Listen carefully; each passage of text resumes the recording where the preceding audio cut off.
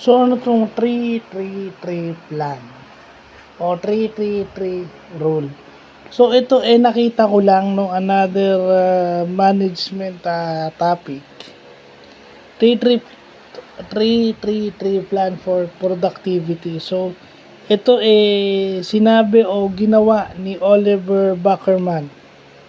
So, kailangan daw meron kang 3 hours on your most important project, 3 shorter tasks, and 3 maintenance activities. So, ibig sabihin, 3 hours yung pinaka-importanting gawain mo o yung pinaka-importanting project mo.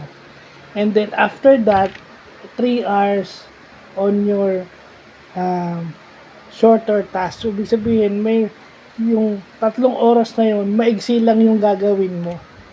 Kumbaga, tigi 1 oras lang yung bawat task na yun kasi shorter task or less. And then, 3 hours yung routine.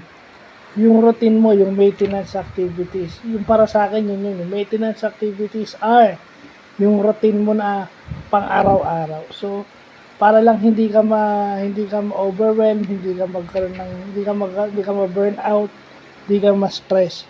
So, meron kang 3-3-3 plan.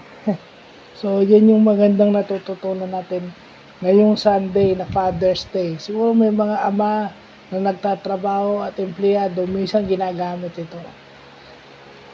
Alam nila to, anong tawag dito, pero merong hindi alam ang tawag dito, pero ginagawa. Kasi minsan may mga ginagawa tayo na hindi natin alam yung tawag. Kasi ang importante lang is nagagawa, hindi. Dapat pareho, alam yung tawag at saka ginagawa. Hindi pwedeng alam lang din hindi ginagawa or ginagawa lang din hindi alam yung tawag. It's both. So, yun lang po.